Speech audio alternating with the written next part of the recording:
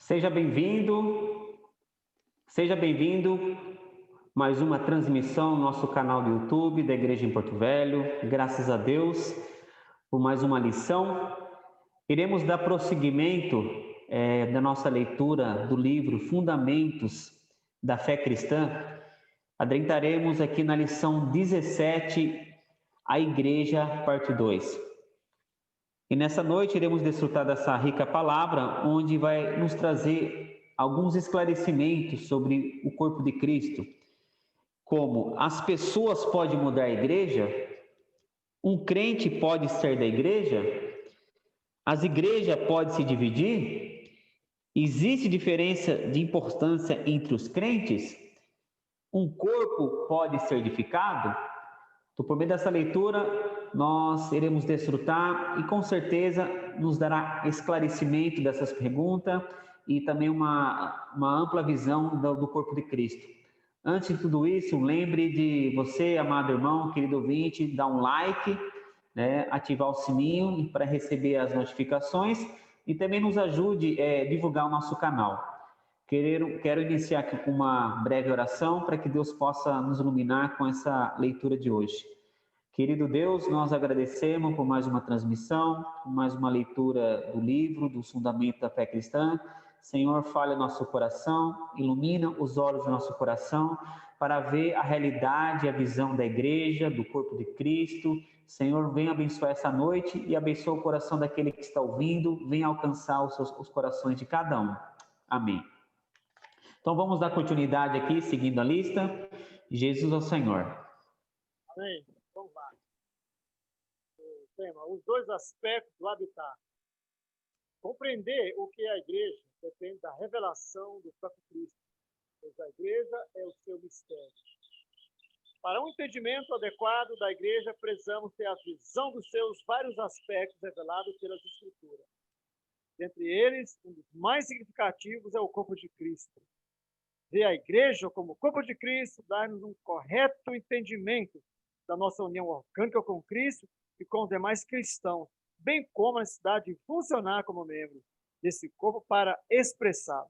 Assim, por um lado, vemos que no dia em que cremos e fomos regenerados, Deus em Cristo veio habitar em nós e seu Espírito veio fazer morada no nosso espírito humano.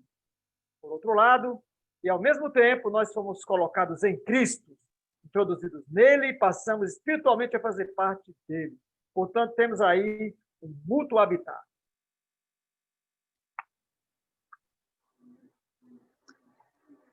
Paulo nos mostra esse habitar mútuo em Romanos capítulo 8.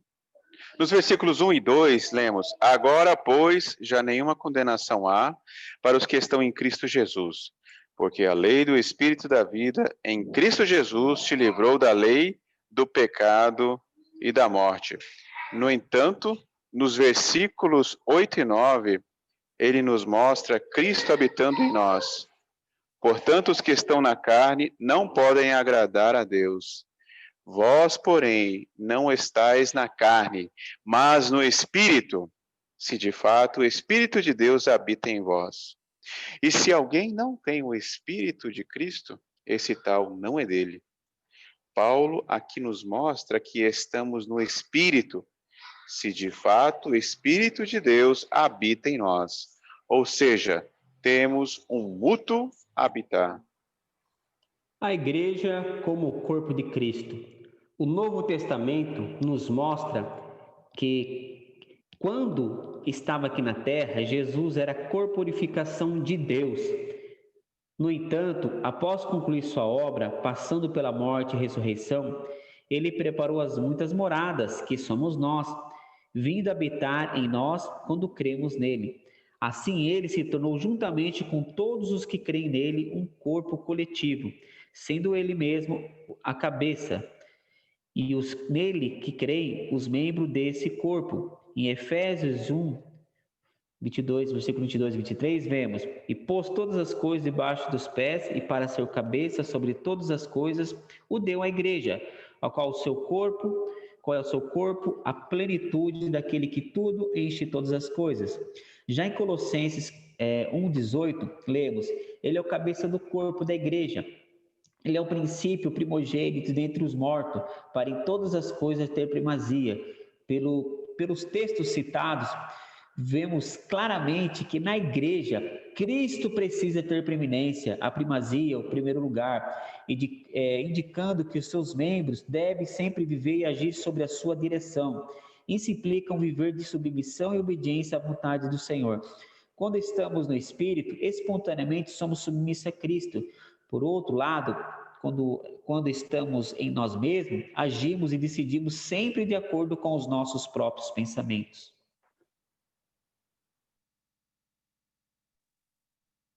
Verdade. A edificação e o crescimento do corpo. Estar encabeçados por Cristo gera edificação e crescimento. Em Mateus, capítulo 16, versículo 18, ao revelar a igreja, o Senhor Jesus disse que ele mesmo a edificaria e que as portas do Hades não prevaleceriam contra ela. Já em Efésios 4, versículos 8 a 12, vemos como se processa essa edificação.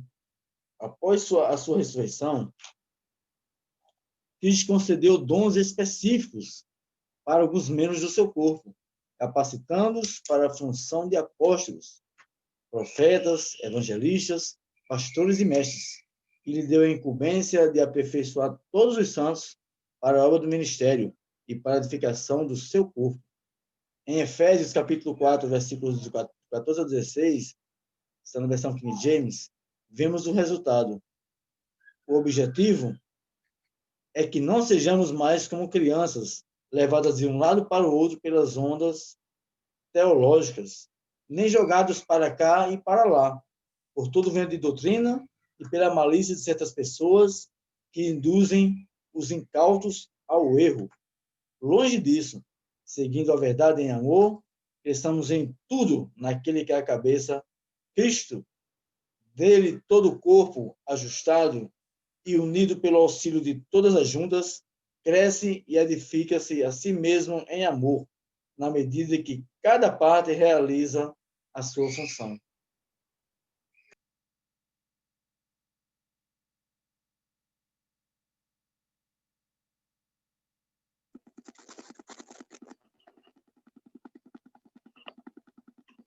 Portanto, vês que a igreja é o corpo de Cristo, e é compreendente que Cristo, todos os membros estão vinculados uns aos outros, e são constantemente ajustados. Assim, quando realizar a sua função, cada membro contribui e promove o crescimento e edificação do corpo de Cristo. A cabeça comanda o corpo. Quando olhamos para o corpo humano, nos deparamos com algo extremamente complexo, composto por diversos membros, órgãos e sistemas cardiovascular, digestivo, respiratório, endócrino, linfático, dentre outros, estando todos eles interligados, se ajudando, protegendo e trabalhando de forma contínua e ininterrupta, com vista ao perfeito funcionamento de todo o corpo. Vemos, então, que o perfeito funcionamento do corpo humano passa pelo correto funcionamento dos membros, órgãos e sistemas envolvidos, todos gerenciados pela cabeça, encéfalo. No corpo de Cristo também é assim. Para que exerça adequadamente suas funções, cresça e seja edificado, ele precisa ser comandado, conduzido e direcionado por Cristo, que é a cabeça do corpo. Em Romanos capítulo 12, versículo 3, Paulo fala que cada um não deve pensar de si mesmo além do que convém. Tudo o que temos e somos provém de Deus. Não é admissível que um cristão, membro do corpo, tome atitude de superioridade em relação ao outro membro. Nos versículos 4 e 5, ele explica: porque assim como num só corpo temos muitos membros, mas nem todos os membros têm a mesma função. Assim também nós, conquanto muitos, somos um só corpo em Cristo e membros um dos outros. Vemos assim que no corpo de Cristo todos os membros são fundamentais e indispensáveis e estão ligados uns aos outros, embora com funções diferentes. A utilidade de cada membro do corpo de Cristo. Em 1 Coríntios, capítulo 12, versículo 12 a 27, o apóstolo continua mostrando a utilidade de cada membro, comparando o corpo humano com o corpo de Cristo. Para o corpo humano se expressar plenamente, há necessidade do funcionamento individual de cada membro.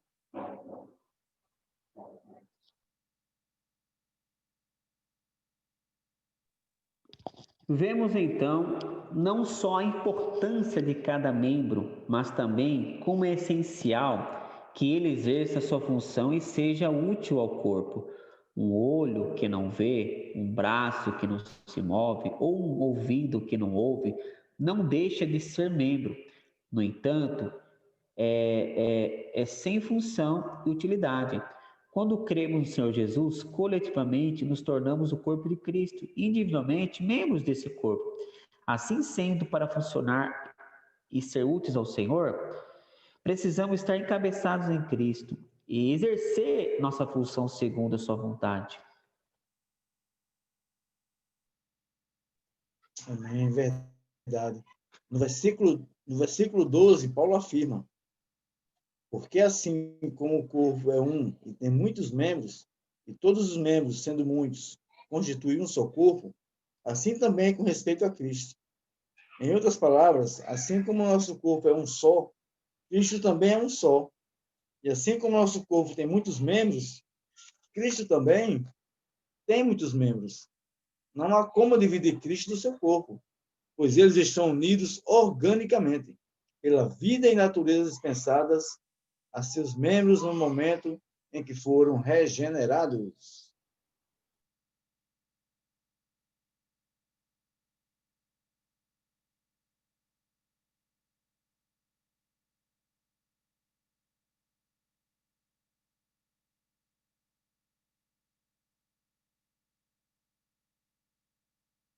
O áudio está desligado, Ivan.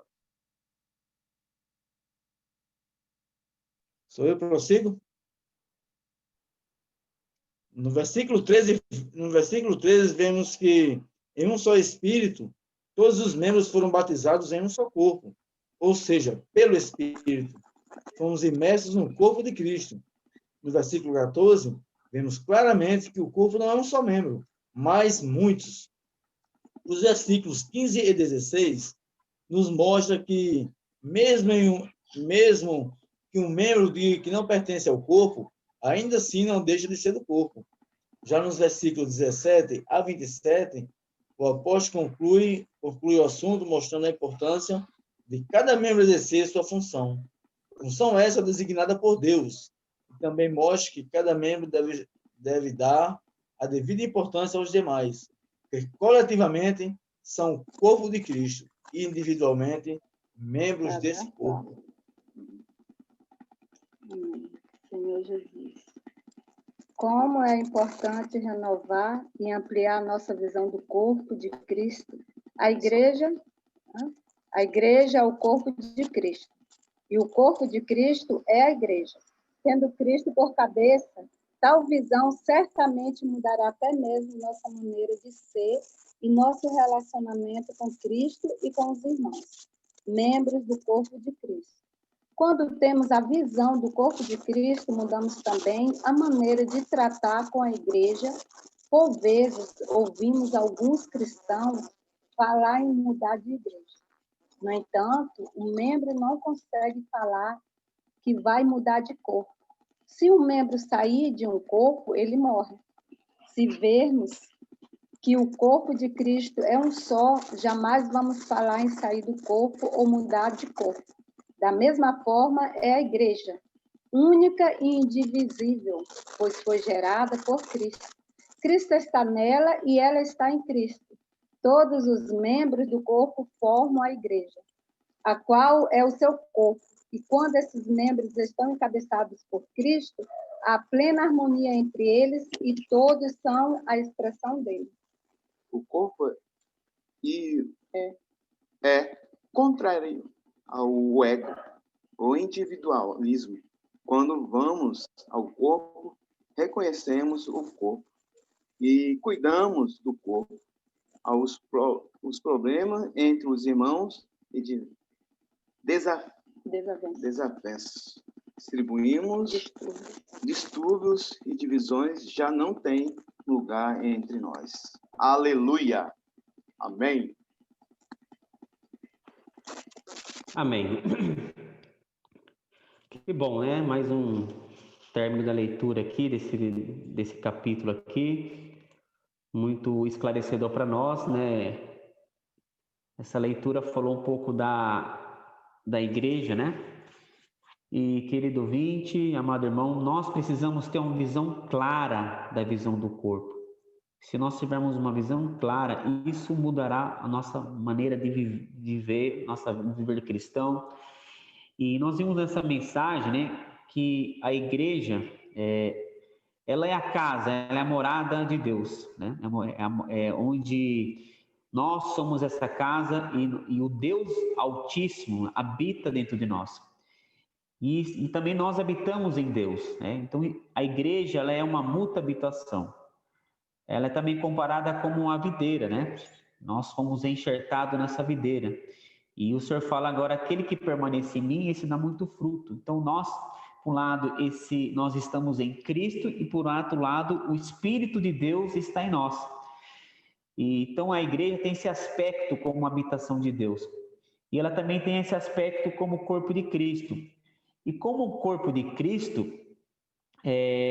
o cabeça precisa governar a nossa vida, ou seja, Cristo precisa ter a preeminência, né? Ele precisa ser a primazia da nossa vida.